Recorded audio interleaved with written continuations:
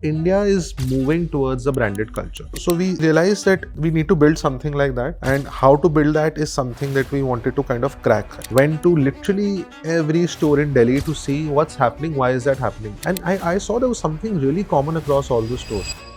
The decision making to build a brand where you're selling a 500 rupee t-shirt, cotton t-shirt versus a 5,000 t-shirt on the same platform is extremely difficult. In the case of Indian wear, there can be a lot of value addition. We launched in just 2 stores. They didn't give us more space. Within 24 hours to 48 hours, we were the number 1 brand in terms of sales per square feet in the women's wear category. There are like 30 brands in that high street market, and in the first month, we've done the highest numbers again. I would say that a good product can be in any category, but less SKUs, so that the focus is more on distribution, because today there are so many distribution channels that a brand who tries to do everything normally goes wrong. Because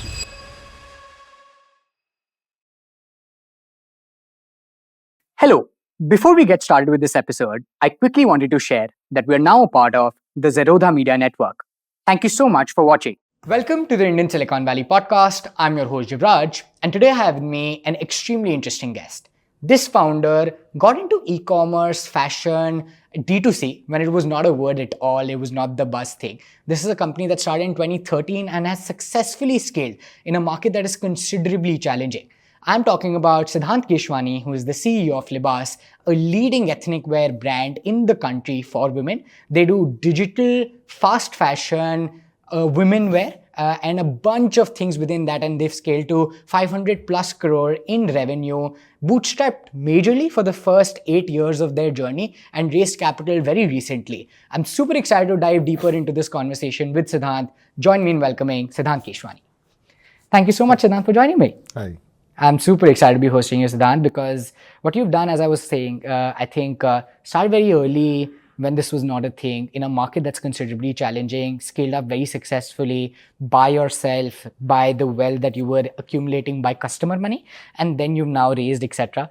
I want to understand everything, but maybe where we can start is where you stand today. Like, if you can give us context to how large the business is, the team, the kind of designs you do, the vision, which is fast fashion, digital first, and then maybe we'll go deeper into the multiple different things. Sure. So as of today, I think we've reached a scale where we feel that we are one of the largest e-commerce, digital-first Indian wear fast fashion brand in the country today. And if you'd like to talk about numbers, we closed our last financial year at somewhere approximately around 650 to 700 crores. That was our top line, and of course, profitability goes hand in hand, because we don't know any other way how to do business, being a bootstrapped business, right? So. I think our journey has been essentially e-commerce, and for the last couple of years, majorly scaling up our offline business as well, because while we've penetrated quite a huge audience on the e-commerce side, we feel that in India that touch and feel factor is really important, and we feel that to truly reach a brand, you have to be omnipresent across all channels, and that's where we felt the gap was, and hence our journey into our EBO journey started with that. That's awesome. No, that's amazing to hear, and it's amazing how well you scale. I want to maybe go back to the point that you started, right? Like, e-commerce brands today, they're starting, everything is streamlined, right? Like Shopify website, product designs with AI, so much is now automated. You can get your website up and running, channels are defined, everything is there from an infrastructure standpoint, right? There are multiple sort of payment gateways. I'm guessing that was not the case when you started, because it was very nascent. You didn't have any playbooks. Everything was new. Talk to us about what did setting up a brand in 2013-14 look like, and how did you sort of progress from there? Where did you know then that, okay, this is going to be your life's work, or this is what you're going to do for the next 10-15 years? So honestly, you're absolutely correct. There was absolutely nothing. There was no playbook to really learn from. There were no brands to really take inspiration from as compared to today, right?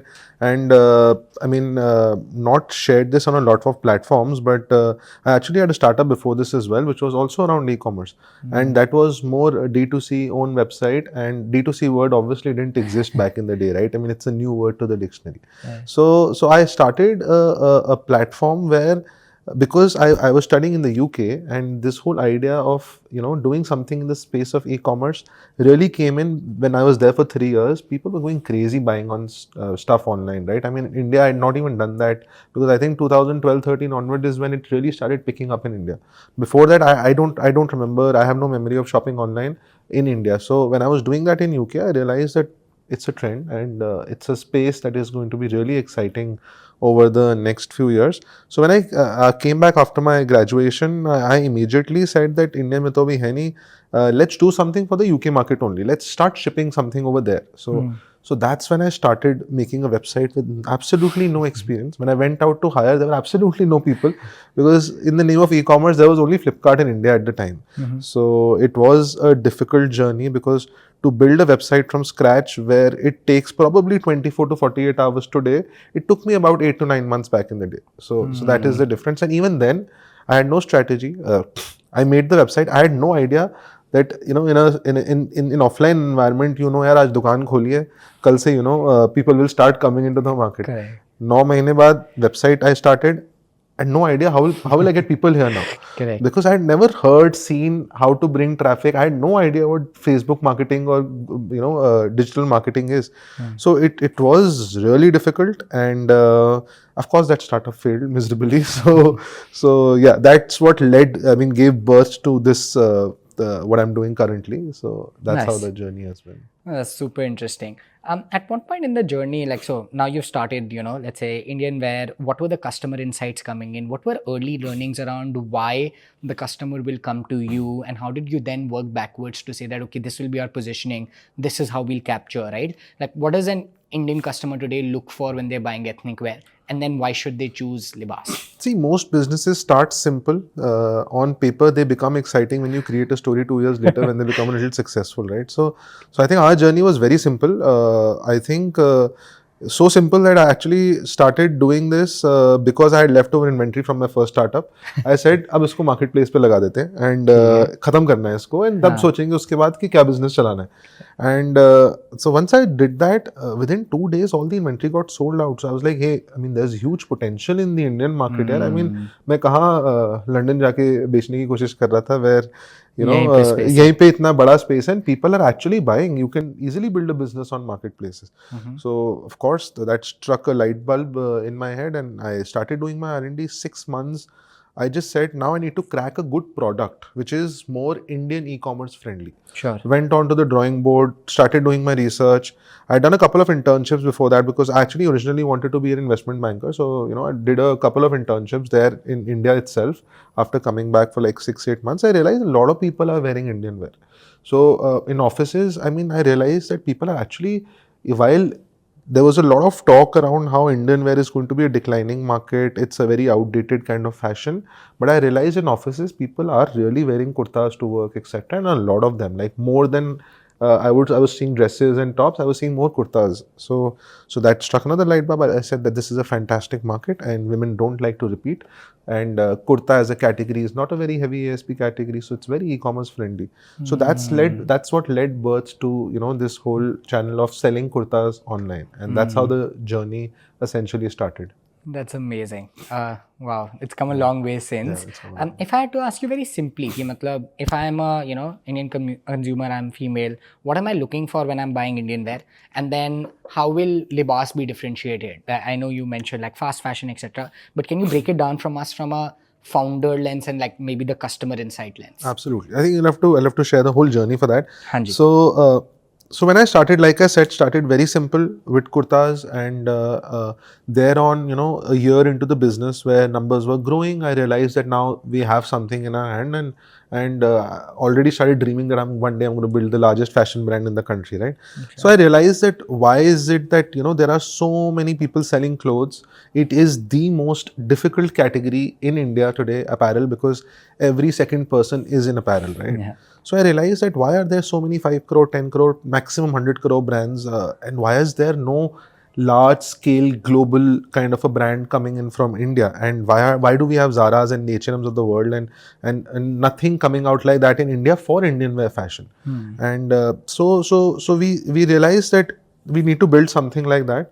And how to build that is something that we wanted to kind of crack, and we obviously didn't know. So when we started researching what works, what doesn't work, and what is the DNA that those brands are built with, and how did people resonate with those brands, so we said that we'll follow a few of those DNAs, we'll take some inspiration there, and we realized that today, if you want to build a fashion brand in a country like India, where there are tons of companies and brands selling apparel, you can't just do it on good product, and you can't just do it on a good brand and a good product.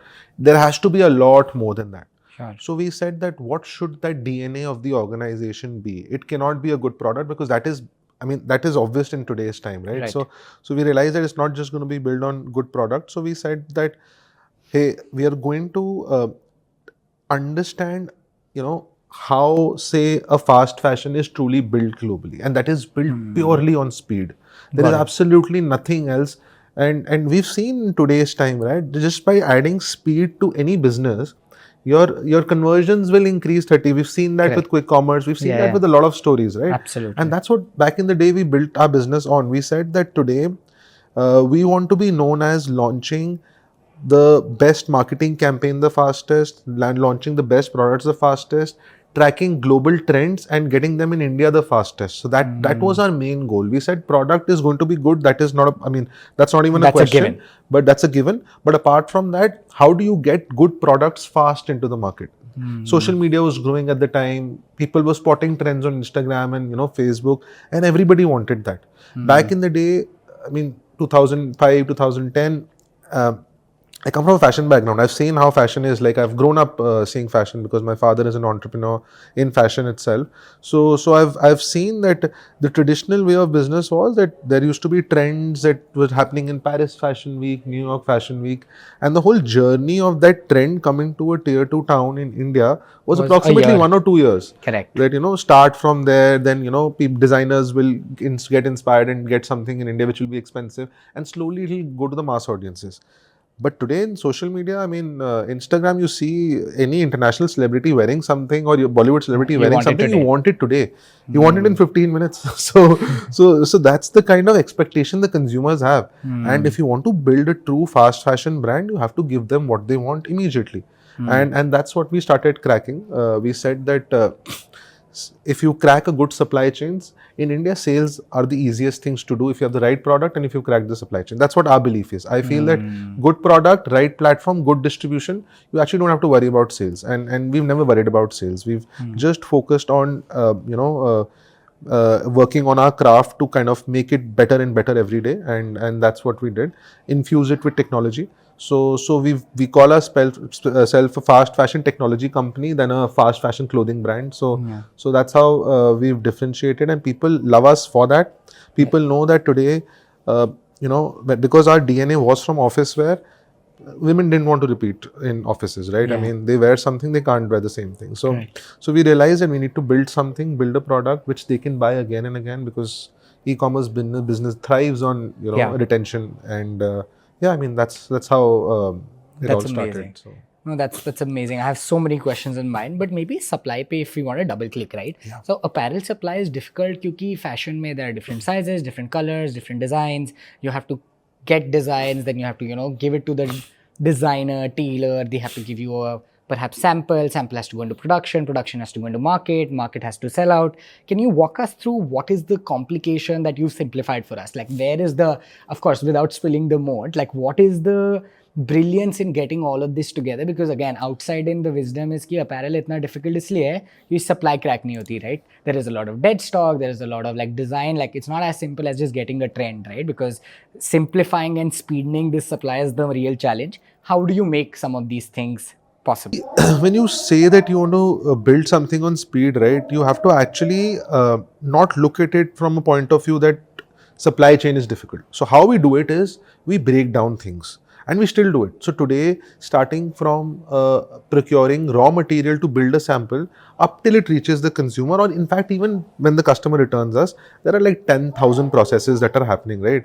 And we are not calling out macro processes, supply and then warehousing and then delivery. We are saying within supply there are 50 touch points. And over the years, we've picked up small things. And it's because I said that the speed and technology is in our DNA.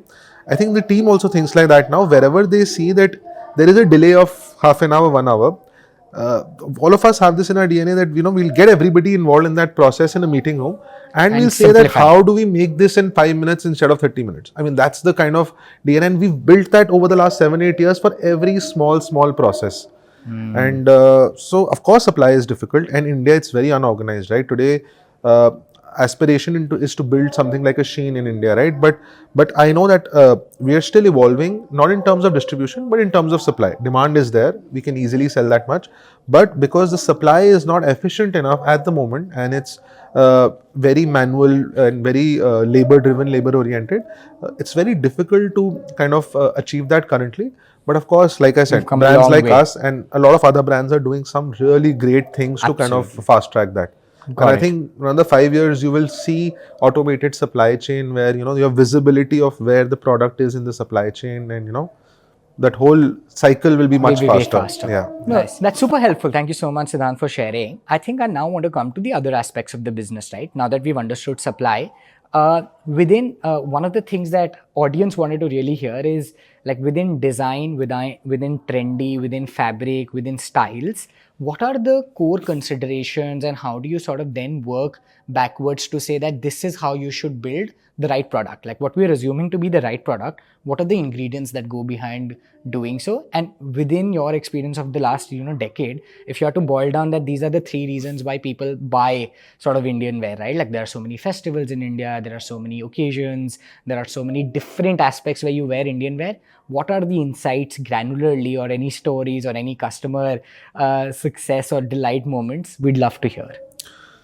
Yeah, so honestly, while it sounds that it's very complicated to build fashion and come up with new designs regularly, it's absolutely not that much rocket science, to be honest. Because ठीक when I है. started in the old days, how it used to work was we create a mood board like 9-10 months in advance, and get understand trends globally, and then what brands are doing here, and what are the colors in trend, etc. And that's it, there was a lot of planning happening in 10 months. Now there is no rocket science. आज social media पे ये reel viral हुई है, ये product अच्छा चल रहा है, इस टाइप के 10 प्रोडक्ट बनाने हैं, to be honest. So I mean it has to be so fast that you actually can't think, while your broader understanding is settled that abhi Diwali aa rahi hai, so you have to build for festive, and then summer you have to have that summer vibe, but that's all. There is no other thing that can be planned in advance, because six Got it. months, if brands are thinking 6 to 8 months in advance today, they will lose the boat. Customer. I mean, you will lose the consumer, because that's not what they're looking at. What's working currently is definitely, there's absolutely no way it's going to work 8 months later, right? So you always have to be on your toes. You cannot plan seasonally. So we eliminated the word internally कि यार spring, summer, autumn, winter, festive season ये बात ही नहीं नहीं करनी करनी. है. Micro capsules बात करो, अभी ये ट्रेंड चल रहा है, पोल्का डॉट चल रहे हैं, पोल्का डॉट पे बात करो. Like how many options you want to build on polka dot. So it's more real time, we call it real time fashion, where we feel that a certain trend is doing well, experiment, and there's a lot of experimentation. So we've realized it the hard way that whatever we think will work never works. You will not believe my top sellers or certain styles that sell a lot. I mean, there is no way that I could have, seen that style and said, "Ki, haan, yaar, this is going to be a rock star, and this is going to be the Be the star winner. for us, be the winner for us." So we realized that audience is the best person to select. We should not make selections. The customer should make selections. That's why we said, जो अच्छा लग रहा है बनाओ. Of course, there's a little bit of filtration happens, certain sensibilities of a brand that go in, but on a broad level, that's it. We build, we show it to the consumer. We build in very small batches so that it's risk free. We know how much we can very comfortably sell, so we build like that, and we are extremely fast in getting consumer data. Like the old ways of understanding what's working or what's not working was send it to a store, 1-2 महीने बाद देखो बिक रहा है नहीं बिक रहा, बिक गया तो अच्छा है, नहीं बिका तो अच्छा नहीं है. I mean, that 1 or 2 month window has been cut to 48 hours now. So a style goes live within 48 hours. We have so much data to understand. I can tell you within 72 hours that I can sell either 1,000 or 5,000 pieces of that style. So that is how advanced data analytics is today. That is how fast you can understand consumer behavior towards the product. And yeah, that's what we built the brand on. That's incredible. Thank you again for sharing. I love the nuances. Are there any anecdotes or stories that come to mind? Ki, matlab, this season, this collection was the highest selling because we were able to launch it this fast. Just so that I mean, founders can understand in reality what this translates to. How does the speed, decision making, and seasonality or like lack of seasonality really translate to action? So, actually, because we are not just following Indian trends, we're following global trends as well. So we did, for example, court set is a very Yeah. big deal, right? I mean, for the last couple of years. And we were one of the first few brands to launch that. And we saw that not through some Indian brand or taking inspiration. We were seeing as a trend, brands like Zara was doing it, brands like H&M was doing it. And we saw a lot of that happening internationally. And we realized that we have to adapt that into Indian fashion because that's what we do actually. So our main core is that, which I'm going to talk in detail after, is how our purpose, that the purpose of building Libas was that we have to make Indian wear look young and cool again. So that can only happen if you marry Western trends and fusion trends and get it to India, right? I mean, and fuse it up with Indian wear. So that's what we did. It did really well. Within, I think, 4 to 5 days, we were sold out of our first collection. It took us 45 days to bring new styles. So yeah, I mean, that was one story. And apart from that, there was another trend. We thought layering was really in, last year. And normally by layering, you mean that people love to wear, and we saw that from men, right? That how People are these wearing days people are jackets. wearing hoodies and over a t-shirt, a light summer hoodie over a t-shirt, right? So we realized that layering trends are going to do really well in Indian wear as well. So we got kurtas, we got these thin jackets that you can wear in summer to office, just to kind of add that layering and make it more fusion. So Got these it. are a few trends that we tapped onto. That's amazing. Thank you so much for sharing. Let's maybe go to channels, right? So you started off at an age where like direct was not a channel, but e-commerce was. Then you've seen the direct wave. Then there was an omni-channel wave. Then now there's a quick commerce wave. Everything is evolved in the so many years you've been around. How do you think about channel as a founder? Like, do you want to be present everywhere a customer is? Do you want to be present where you can be most efficient from a margin profile and get the most feedback? Is there a framework you've developed over the years on how to capture channel? And how do you now look at channel going forward? Now you've been saying that offline is going to be a heavy portion of how you expand. How has that changed in a quick commerce world? I'd love to understand this entire ambit. So, I mean, I have a very strong belief that you have to be where the consumer is. Okay. And while sometimes some channels might not make sense with your current business model in terms of, commercially might not make sense, but we strongly believe that you have to build your businesses or you have to build that particular channel according to its commercials, according to its nuances, and according to its problems, right? Because there will be different problems in different channels. Marketplace is very different from a D2C website. Large format stores like a lifestyle shopper stop is very different from your own stores, and quick commerce is absolutely different. So we feel that because we adapted to quick commerce really quickly in the early days. We feel that any new channel comes up, we want to be the first one, right? Again, speed comes into picture. We are the first fast fashion brand to launch on quick commerce as well, by the way. So we feel that we have to be available across where the consumers are. But yes, one thing that we do really well is we treat each channel very differently. When we did marketplaces for the first 4 years, we were only marketplace brand. So we built marketplace, we cracked the model. But when we actually started launching, when we launched our own website back in 2018, of course, a lot had to be changed in terms of product mix, marketing, because CAC was high, AOV had to be higher. In marketplace, there was not too much of a nuance because we come from an age where I spent zero money in marketing in the first 5 years of my brand. Like I think my first 100 crore was built with zero marketing. Wow. So because that's how Because easy you it got was. channel fit right. Exactly, channel fit right, and in the early days it was a lot easier. Correct. Competition, so etc. competition was not there. Consumers were liking the fact that newer products are coming in. The comfort factor came in, that convenience factor came in. So of course a lot had to change, and then we moved to large format stores like a shopper stop because we started marketplaces first. यार हम बहुत डरते हैं that to start our own channel we want to try a tested channel. So that's why before opening my first store, I said I'm going to go to a large format store. It's like a marketplace. Yeah. I don't have to put in any money. I don't have to put any capital. Just pure product market fit. I'll get to know that I've been selling online for 6-7 years. I've done decent amount of business there.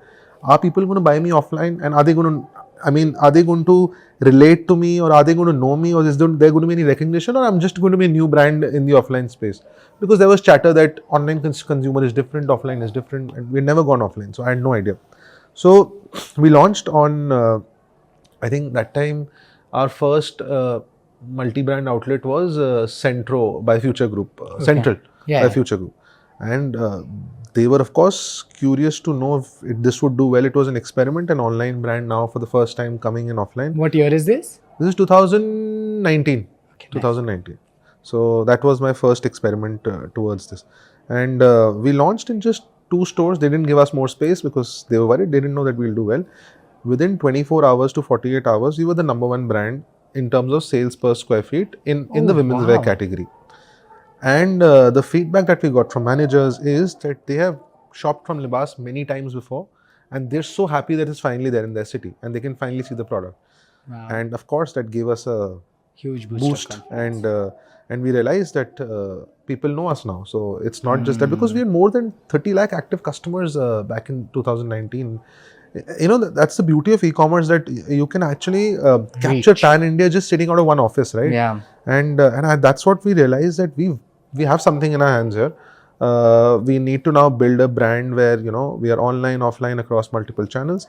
And we started our LFS MBO journey. We were still bootstrapped, so still the idea of opening a store was a bit risky. Yeah, a bit risky for us. You'll have to put up, you know, 1 crore rupee capital, 50 lakh rupee capital, and then you don't even know if it's going to work well, right? So, and coming from a digital background, offline business always sounded a little iffy to me. So, yeah.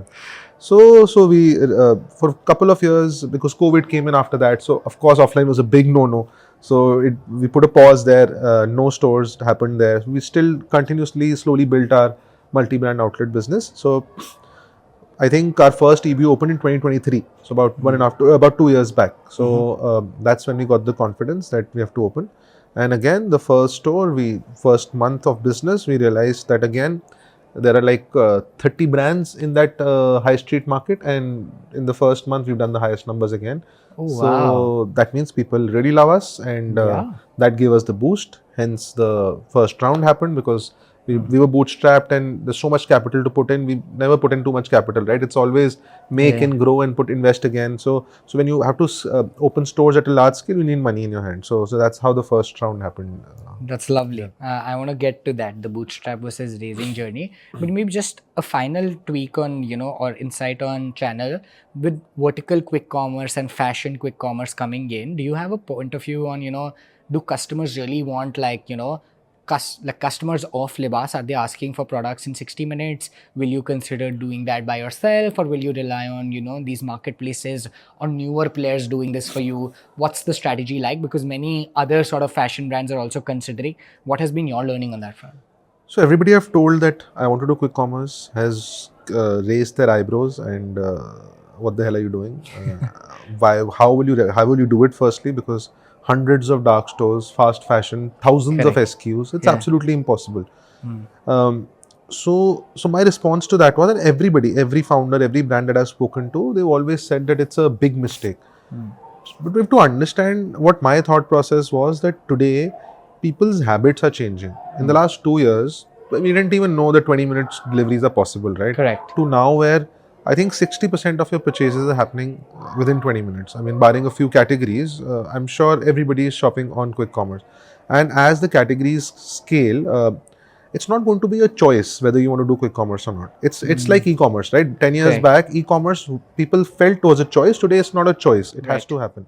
And we have a very similar feeling about quick commerce as well, that over 2 years, while it's still new, for our category, it's absolutely new. We are one of the first ones to enter. So it's absolutely new. But in 2 years or 3 years, when people are so habitual that the patience level of every consumer is going down by the day. Correct. Because all other shopping behavior is getting changed. So why will somebody have a different behavior here? Because you have to understand, when somebody has spent 1,000 rupees or 1,500 rupees, right? It doesn't depend on what category it is. People want to use that product immediately, right? Nobody wants to wait for 2 days. Correct. 2 days is a curse already. I mean, back in 2 years back, we were cracking for 2-day deliveries, and it's already a curse. I mean, if it's not same day or 60 minutes, people are actually thinking. Correct. So we feel with the way the behavioral shift is happening, We want to learn and we want to be ready by the time that complete shift happens. We don't want to be late to the party. If we would have thought similarly during e-commerce, we probably wouldn't have been where we are today. Got it. And while it's going to be difficult to crack, but like I said, we spend a lot of time in cracking models. Sure.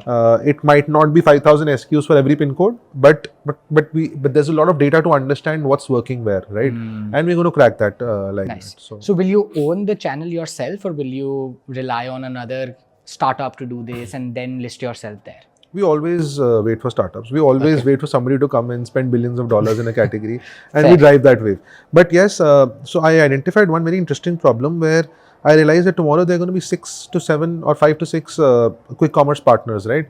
And each of them are going to have like 200, 300 dark stores. And for me to be available across pin codes, I will need to be in 1,000 dark stores across all channels, which is absolutely impossible in the case of fashion.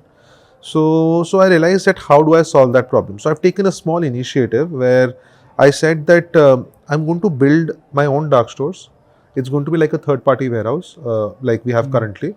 We are going to go in really exciting pin codes. Capture to start with, we'll do like 15 dark stores across India to cover, the major 60% of the pin codes that are there. And we are going to push partners to do pickups from us. Okay. So that my inventory is centralized, so that my same inventory is exposed to a Myntra, to a Flipkart Quick Commerce, to a Zepto, to a Blinkit.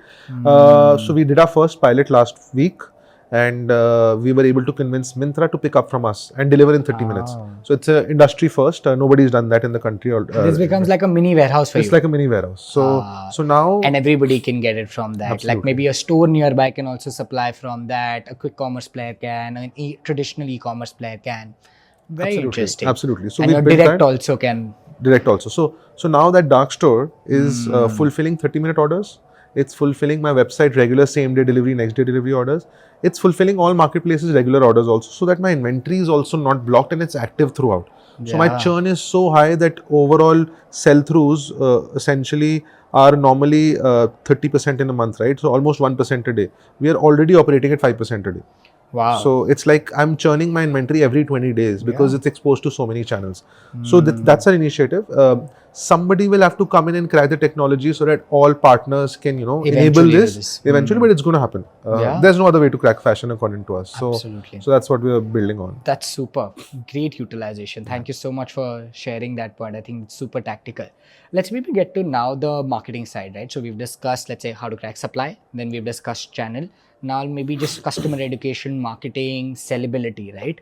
How have you over the years evolved your perspective on some of these things, right? Because I'm guessing that early on low competition, but also low awareness. So you have to spend on like customer education. Over a period of time as competition increases, you have to build trust, brand, credibility. How has that evolved for you? What are channels within marketing that have worked for you across organic, inorganic, socials, influencers? You now have like some celebrity campaigns that you've done really well. What's been that learning curve for you, Siddhant? So back in the day when we decided that there is a problem that people are perceiving Indian wear very differently. They're feeling that it's something that is outdated. It's something that is I won't feel young if I wear it. So that was the perception of the consumer back when I started, and I told you that I wanted to change that. I wanted to modernize that. So firstly, what I did was I curated a list of all marketing campaigns done by Indian wear brands, and went to literally every store in Delhi to see what's happening, why is that happening. And I saw there was something really common across all the stores. People were following the same trend. An Indian wear store means the store has to be gold in color. It has to look like a palace. Any campaign that you see, a marketing campaign, every brand was doing the same thing, that they were either in a palace or a Udaipur hotel or a Jaipur hotel, things like that. So I said that firstly, we need to decide what we will not do for sure. So we started cutting these things down. Right. We're not allowed to shoot in a palace. We're not allowed to shoot in a traditional fort. We are not, so when we did our stores also, there should not be a single gold element in the store. And everything, your inspiration should come from Zara, not from any Indian wear brand. So we started eliminating those things. And we realized that we are only going to, through our marketing campaigns, we are only going to talk to the new age audiences, which is like 18 to 30, 35, because they will be the advocates for us moving forward. Because while slightly older people are still buying, will continue to buy, but it's going to phase out with the new audiences come in until we make it exciting for them. Sure. So if you'll see any of our campaigns, we did a campaign with Sara Ali Khan 2 years back. Last year we did Kiara Advani. So there was a main brief, do whatever you want to, but you have to make sure that the campaign should look like a 20-year-old campaign or a 25-year-old campaign, no matter what we do. We have to completely modernize. So the sets that we used, or the clothes that we used, or apparels that we used, I mean, still a lot of chunk of our business comes from that 30 plus category. But if you're relevant for 18 to 30, people at 40, 50 will buy you. So, I mean, that's a hack that, that's an audience that you don't need to tap in fashion, because if you're targeting 18 to 30, they would want to wear something that a 30-year-old is wearing. So, so that's how we've cracked it. And our last few campaigns have been amazing. And so we always dwell upon our fast fashion approach. So most of our campaigns, you'll see there's something similar. Like, a lot of brands, wedding brands talk about wedding only, and they have that signature. We have a signature of fast fashion where we always in every campaign say that there's always a libas, that whether you're going on a date or a Rakhi party or a Diwali party, you can buy a libas. So libas for everything is actually the tone of voice, and of course communicated in a very modern way. That's super, again, I think very interesting to hear, because a lot of foundational decisions at work. Was there anything else? I think this is very helpful. Like, I think knowing what you don't want to do, modernizing, ऐसे और कोई decisions भी थे that you think have not changed over the last 10 years of building the brand? Like, what is the foundation of Libas that always stands? I think, like, positioning also, you're not saying that we are the aspirational one-time wedding wear. We are going to be for any sort of occasion Indian wear.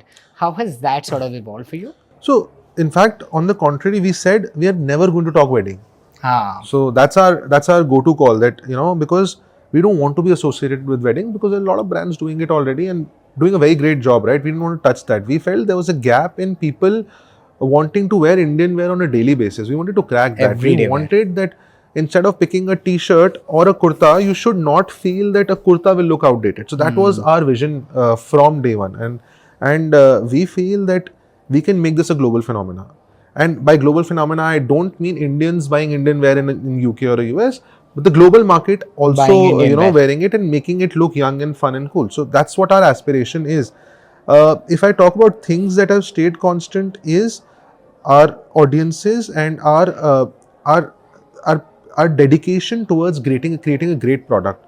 So how we've built our brand is that when you're selling online, right, and especially in the early days, people to trust you was a very big deal, especially a name that they have not heard, spending money, giving their card details on a platform they've never shopped from.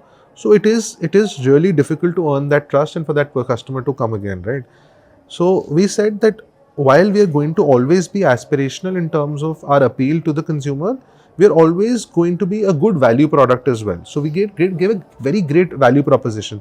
Correct. In fact, today, if I talk about our marketplace journey or e-commerce journey, we are the only brand who sells a 500 rupee kurta and a 20,000 rupee suit as well. And we have the highest market share across all categories. Why is it? Because today people know that if they're buying a Libas 500 rupee kurta, it's going to be worth 500 rupees, and if they're buying something worth 20,000, it's going to be worth 20. So we've been very value conscious always, and that consistency in quality and product has helped us in increasing our overall product portfolio as well. Got it. So product and just like the vision, I think that's amazing. Like having a strong point of view on how you want your customer to look at your brand and then fulfilling that with a product is my takeaway from that. On pricing, a lot of people say that range is not possible. Like, what has been your deeper learning on being able to serve premium as well as mass all at the same time? Or maybe can you break down your audience profile? Like, is it tier 1 dominated? Is it tier 2 dominated? Is it particular geographies within India where you get more traffic from? Like, what has been that journey like, and then serving across the spectrum customers? See, unlike Western wear, for example, a t-shirt, right? Today, there could be a 500 rupee t-shirt and a 5,000 rupee t-shirt, right? Right. There's not going to be too much value addition from a 500 to 5,000. We all know that, right? A plain black t-shirt can also be 500, and a better fabric quality plain black t-shirt is 5,000. So the decision making to build a brand where you're selling a 500 rupee t-shirt, cotton t-shirt versus a 5,000 t-shirt on the same platform is extremely difficult. In the case of Indian wear, there can be a lot of value addition. People have different budgets for different categories. Like if they're going to office, maybe a 500 to 1500 or 2000 rupee kurta is good enough. Maybe if they're going for a Diwali party, they're happy to spend 10,000 rupees, right? Because there's so much value addition. It's a heavier outfit. There's a lot of value addition, a lot of detailing happening. So while it's difficult to talk to two different audiences, but it's simpler to keep asking the same audience to climb up the ladder. Because there are different purchase points for the same customer. Same customer, exactly. You acquire a new customer at lower prices, and that's what happens. Like if you want to acquire a new customer, especially in smaller towns, etc., which is now essentially a target, they always come at the lower price brackets because their confidence level of shopping online is still growing. It's not reached its peak, right? So they enter at 1,000. They continue to rise onto that ladder, going up to 4,000, 5,000 as they build that connection with the brand. That's super cool. Did you have this clarity on day zero that pricing भी evolve हो जाएगी, different occasions भी हो जाएंगे, or was it all a learning journey? Like what have you learned about yourself in this process? Like what were skills that you already had vis-a-vis? What are the things that you've learned over a period of time? See, one thing I knew initially was, like I said, itni evolved thinking nahi thi yaar. I also, this was my first stint, to be honest. I didn't come from a service background. I never worked anywhere for full time, etc. So obviously, जो भी सीखा यहीं से सीखा है. इतनी rocket science से सीखा होता तो अब तक I would have reached somewhere else only. But yeah, so like I said, we started very basic. When you talk about value, yes, I realized very early in my life that India is moving towards a branded culture. A small example that I gave everybody was, a learning for me was that there are 10,000 Chinese brands selling a light bulb. And then there is Philips. And I realized that people are happy to spend 10-15% extra just for that brand name to get that sense of comfort. Correct. And Indian wear has always been unorganized. Like I think 10 years back, I could not even name more than 2-3 brands. It was those local stores in a GK market or a Bangalore commercial street market. And Taylor, exactly. So while that branding shift was happening in the consumer's mind, I realized that there will be a need of Philips in the Indian wear space, where I might not be very expensive and I might not be as cheap as that local store, but I'm going to be at that 10% premium, which is the customers are fairly okay to pay for a brand and build a good product around that. So that was the DNA in the early days. Got it. On the celebrity versus influencer bit, it's not necessarily an odd decision. Of course, and hota hai ye, but what has worked more from a recall lens, and where do you use like a celebrity hoping that you have the resource for, and when do you use influencers? What has been that learning? Because now everybody is saying कि अच्छा product बना लेंगे, but recall कैसे create करेंगे? That's the question which is tougher to answer. What has been the learning for Libas on that front? See, we feel that we've done celebrity campaigns and thousands of influencer campaigns, and what we've realized is that there is no right or wrong answer whether a celebrity works or an influencer works. But there is one definite right answer, that content works. Whether you spend a crore of rupees on a celebrity or a lakh of rupees or 5 lakh rupees on an influencer, I mean, people are going to give the same amount of attention to that piece of content, right? So it's absolutely not about how big a celebrity is and how big the influencer is. Depending on your pockets, how fast can you churn out great content? Because at the end of the day, 2 crore rupee celebrity is also making those 2-3 pieces of content which is going to die out within the first 15 days. And an influencer is also making 1 or 2 pieces of content which is going to die out in 10 to 15 days. So it's not just how big the face is, it's about how fast you can churn good content. And that's what content is the true king today. It's absolutely no face. I mean, good content and it can give you 5 million views. Bad content on a very big celebrity, you might die at 10,000 views as well. So got it. So content is king.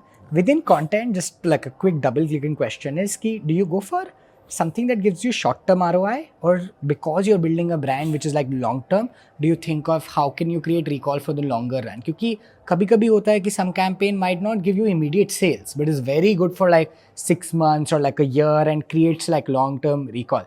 How have you thought about that?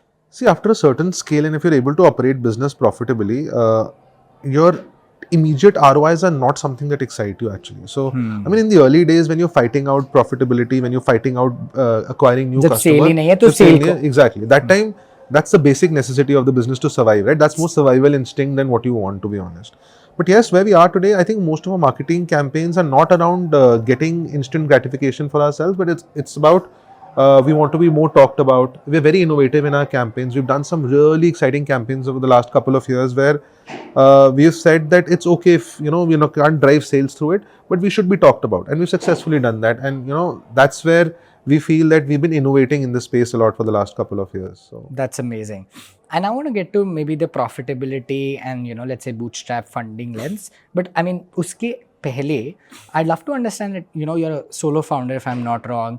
How have you looked I'm at? actually not a solo founder, so my father is also involved Yeah, in the of business. course. So I we're mean, in the co-founders sense, almost, like yeah. operating wise, I Operating mean, wise, yes, I knew the yes. technicality, but like operating wise, you've built it from scratch, knowing everything. Like my larger question is that you can't own everything. So what are the things that you've hired for versus what are the things that you've gotten good at? What are the things that you still perhaps look at? I want to understand the founder evolution. Was if somebody's looking at you, on day zero today, like what can they learn from you today to say that, okay, these are capabilities or this is the framework that I want to hire for these capabilities versus build on these? Like what has that been like for you? See, in the early days, obviously, I think every founder should do everything Sab kuch themselves, karo. to be honest. I have done everything. That's why you ask me, I'm a great HR person, I'm a great finance person, I'm a great marketing person because I've done everything from scratch. And being a bootstrap business, I've always Sab kuch hired lena hai. freshers. हाँ. Like initially, I'll tell you, like for the first 5 years, even up till like almost 200 crores, the maximum salary that I was paying somebody was 50,000 rupees. I mean, because it was bootstrap, we always built that discipline that, you should know everything and you should train people to understand and build them rather than finding somebody who's ready, expensive, and then, coming on board to kind of sail that ship. So that's what we did. But of course, after a certain point, last 2 to 3 years, scale is rapidly growing and we are investing in a lot of people now and we have some great teams here.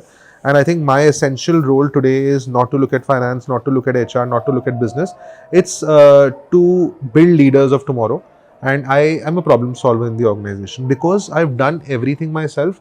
Sometimes an e-commerce person is not able to make sense out of a retail person, right? And to get them together and solve both the problems together is actually what I do best. So I think one thing that I've learned over the years is because I've been in so many different shoes over the last few years, I feel that I'm a great problem solver, and that's what I want to focus more on, building great leaders for tomorrow. Because as business is growing, of course, there's not a lot that you can look at yourself, right? So you need to get out of the micros and let the experts handle that and solve for bigger problems. So that's, I think, essentially my role today in the organization. Got it. No, that's amazing. On the bootstrap front, like talk us through, you've seen brands in front of you raise and you must be seeing them rapidly scale, but you chose to, let's say, be bootstrap, build profitably, frugally. And then suddenly, of course, that changes and that's tactical. So if you can share that reasoning, your mindset overall, I think that will be really helpful so that people can, again, through your journey, hopefully extend their mental models to how to raise, if at all, or how to make that decision. See, I think I speak to so many founders, and I think everybody's first question is when should I raise, Yeah. and how should I raise, and things like that. Why is it always about raising, right? I mean, in the early days, your main focus should be to build a good product, get a product market fit.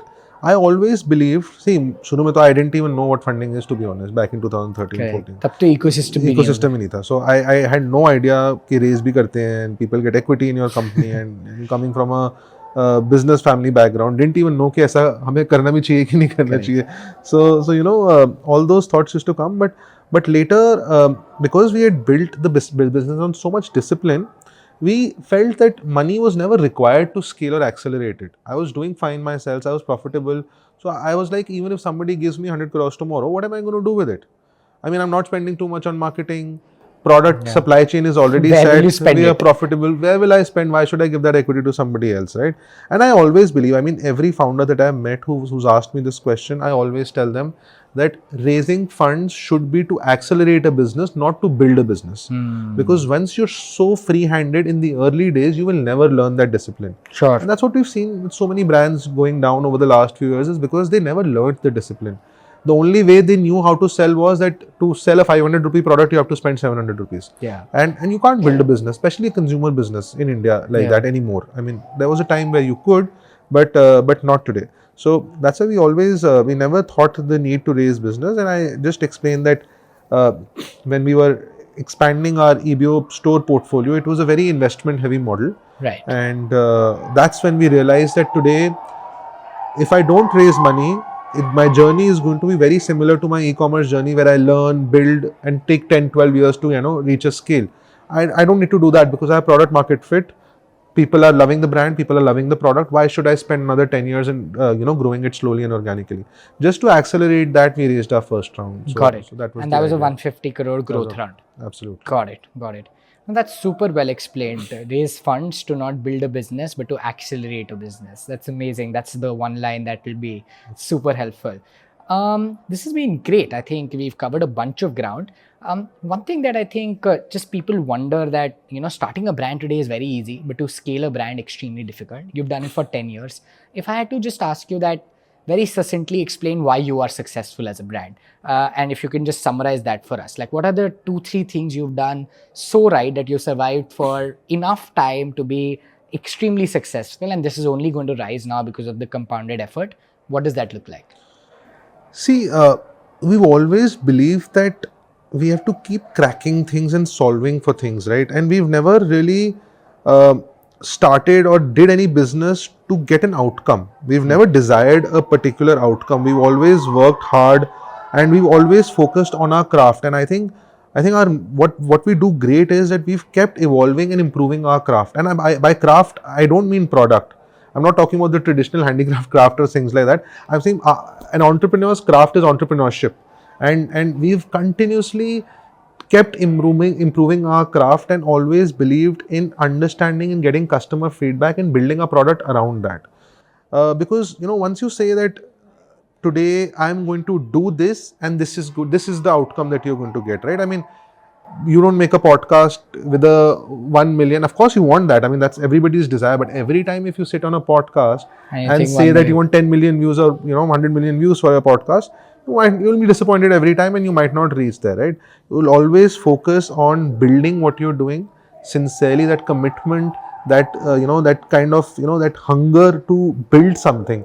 So I've never been money hungry, to be honest. I think that's one thing that I always tell everybody that has worked in my favor. I've never chased money, because I feel that if you do something good and you're really good at what you do, money is always a byproduct. Like I said, selling in India, making money is easy if you know what you're doing and if you keep improving your craft. And I think that's what we've done beautifully, and still very hungry, and will continue to grow the same way. Oh, this is very helpful, Siddhant. I think one of the things that everybody keeps wondering is it's very difficult to stay relevant for 10 years, scale a brand to 500 crores and then keep expanding, right? And now you're in that compounding journey where you've literally hit scale PMF. If you had to point out to 2-3 things that you got right over a period of time, what does that look like? Like if I'm starting today, I want to get to the point that Libas is as a founder, what should I do and what did you get right?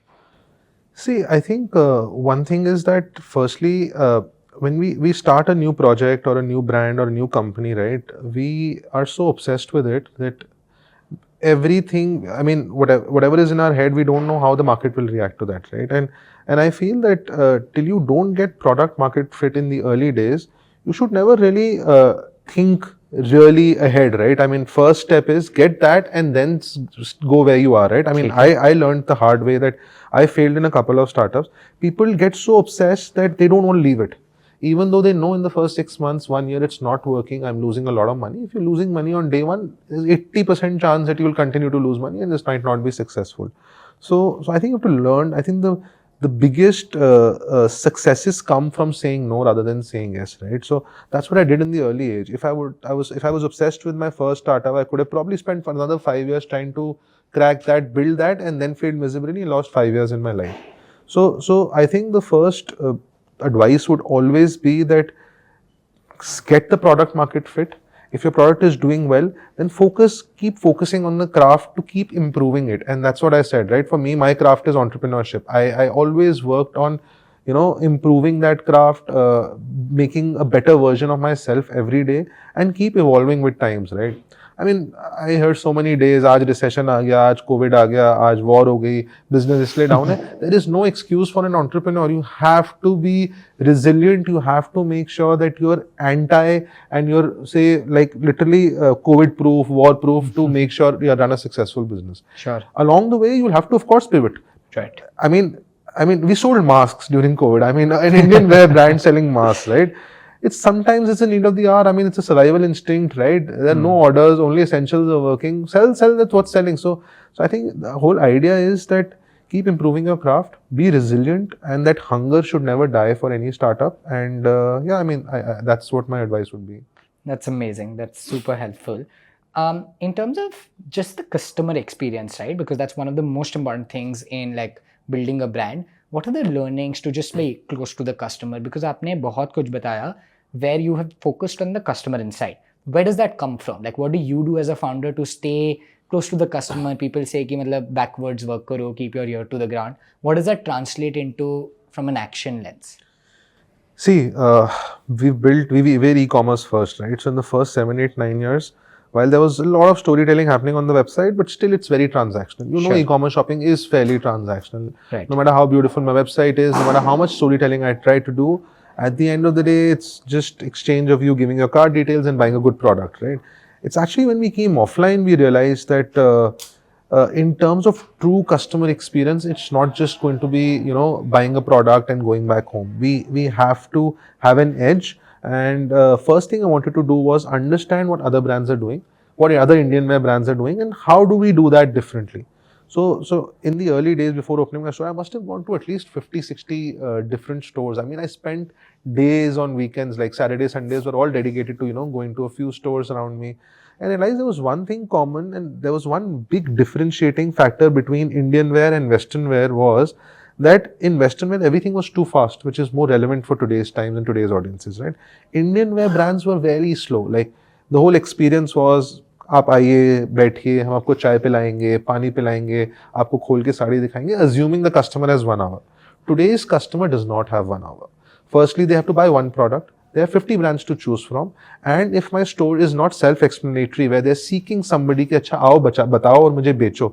So we came from a digital background, so we said that that same experience should be in stores as well.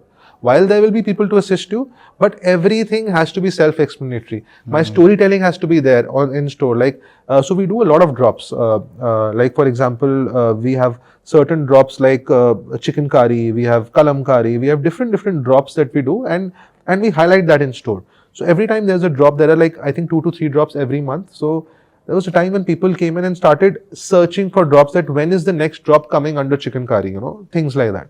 So we build an experience where a completely clutter-free experience for a customer. Up how you enter the store and everything is laid out where you don't need to talk to a person and you can quickly, you know, pick up the product that you like, understand and read about the stories that they're there. If you have the time to go to the trial room, pick up and, you know, come to the cash till and pay and leave. And that's the kind of experience we wanted to create. Like within 5 minutes, if you come to pick a product, it should be completely resistance-free. So. That's very cool. I think a lot of interesting insights on the customer front. Just lastly, I think on the company building piece, you spoke about how you like to empower teams by ensuring that you hire them young, you train them, and then maybe later you've hired experts. What are the things that you're looking for in like great people, right? I think that's one of the constant troubles for any founder starting. कि किसको hire करना चाहिए, क्यों hire करना चाहिए, or how do you train them? What has been the learning on that front as a founder? So, because we started with a very our beginning was very humble, right? I mean, like I said, I majorly had freshers helping me around. So I've always believed in building leaders for tomorrow, and we empower them with a lot of skills, multi-segment, multi-platform, and multi-department kind of skills. Where, you know, I have folks who've been working with me for like 8, 9 years since the beginning, and just like myself, they would know a lot of supply chain, they would know a lot of warehouses, a lot of interdepartmental dependencies where there are still, while I might have really now leaders, expensive people, but there are still those go-to people who know, you know, they'll have all the answers, right? So my leadership style is very simple, where I let people make mistakes. So I let them, for example, if I'm asking them to completely own that show, and if I keep pointing out smaller mistakes in the process, they will never learn, right? They will never take responsibility. They will always depend on somebody mocking them in the center and correcting them. So how I do it is, there are a lot of times, for example, we have a marketing campaign planned, right? And somebody who heads marketing, they've created a complete campaign, and while there's so many times I feel that this could go wrong, right? But I know that they've owned the show. If I tell them, they will dispute it and might not like it. And and if the campaign doesn't do well, the blame will come on me. That you said this would not do well. So I give them complete freedom. That let them make mistakes, learn from it, and do it better the next time. And that's been my leadership style for all departments, in the organization. And I feel that we are not building great employees, we are building great entrepreneurs of tomorrow. And that's what my clear vision is, that anybody who's worked at Libas, stemming out of here, should become an entrepreneur or should have a new startup or, should do something of their own. So that's amazing. That is super to hear. I think lovely to know when leaders like you have a particular style that empowers entrepreneurs of tomorrow. I think this has been great. I have a final list of questions that are more tuned to you. One of them is, if you were starting in apparel today, what would you do? Because again, it's very cluttered, but still many companies are coming up. There's fast fashion, there's athleisure, there is specific verticals now have many different spaces. Office wear is becoming a thing. What would you do if, let's say, you had to do something in apparel but not ethnic? Okay. So I think I feel that in today's time, when there is so much competition and no barrier to entry in apparel, I would really pick up one product, and I would say that that a good product can be in any category, can be just a plain sock, can be a pant, can be a plain t-shirt, can be anything, something simple but less SKUs, so that the focus is more on distribution. Because today there are so many distribution channels that a brand who tries to do everything normally goes wrong, because whether to focus on product, whether to focus on distribution, so you get lost. I feel that in today's time, any entrepreneur should learn the art of saying no, because when you start a brand, people will come to you and say, अच्छा ये भी कर ले हो, आप men's wear क्यों नहीं बनाते, आप men's कुर्ता क्यों नहीं बनाते? Start something, go product by product today, crack something, crack the distribution for that. And once you've cracked the distribution and you know the ingredients and the recipe of success, you can build whatever you want to. So I would always start with low SKUs, less products, and scale it up and understand the nuances of business. Got it. That's amazing. Like, I think the focus point is very, very critical. If I had to ask a group of your friends to describe you beyond work, what would they say? Ooh. So I am an introvert, doing my first few podcasts. So yeah, that's something that's there. But one thing that I think comes common is I'm a very good judge of character, and I use that in office a lot, right? When I'm building teams, when I'm hiring, I think I'm really so. There's a rule that whether it's an executive or a CXO role, I have to meet a person for 5 minutes, because just to see the face and just to say hi, because those are the 5 minutes that, I mean, I'm not the best at it, but I'm pretty good at understanding within the first 5 minutes what that person is capable of. So I think that's an art that has been built over being in different shoes for so many years. I think I have experiences in so many different departments that I know certain capabilities of certain people. That's amazing. Yeah. Can you expand on that? Like, what does good character look like, or what are you seeing in the first 5 minutes? Like, what are you evaluating? So 2-3 things. Most important is what drives them. It could be anything. It could be family background, trying to prove to somebody in the house, or just wanting to build something on their own. The hunger, which is extremely important, that are they those kind of people who are just doing it to get a paycheck in the end of the month, or they are at, say, a 10 lakh package today and want to be 40 lakhs in 2 years or 1.5 years. So I try to see that hunger. But most importantly, on top of that, I like to see that how are they going to be a great culture fit? Because today we feel that there are different kind of people who come with very different backgrounds, different aspects, and different way of working, and we want that people in the organization that to have that set of tone where whoever you speak to at Libas, you should be able to see that he's from Libas. I mean, that's the kind of energy. So the energy levels. I'm a big believer of energy, actually. I believe a lot in Vastu and a lot of other things that drive energy. And in those first 5 minutes that I interact with them, I actually judge their energy. That's because amazing. Energy is an infinite resource, right? I mean, no matter how much energy you bring, it's always less. You want to continue to build on that. And I think all of the world is surviving on good energy. So that's what we are trying to build. That's amazing. That's amazing. If you weren't a founder, what would you be doing? If I weren't a founder, I mean, I didn't know because, coming from a business background, I always, knew that somewhere down the line I would Business be doing करना है. something of my own. But I wanted to be an investment banker. I did economics. I did bachelor's in economics. The thought process was to be an investment banker. But somehow my experiences in college, in life, led me to where I am today. So, Got it. No, that's interesting. For the last question, Siddhant, I mean, we usually go back to a significant point in time in a person's life, and let's say maybe the day you were starting Libas. If you could go back and tell yourself a couple of things, knowing what you know today, what would that look like? I mean, I think I'm going to go back and tell myself you did great. Nice. Continue to do what you do and continue to kind of keep improving your craft. I think this is something that I've said many times in this podcast, but I truly believe it that perfecting your craft and selecting and being focused on one thing always helps a lot. Because, like I said, you have to learn to say no. I mean, there are so many times where different ideas, different business ideas came in, etc. ये भी कर लो, जूते भी कर लो, accessories भी कर लो. Perfect your craft once and then do whatever you want to is the true secret to success according to me.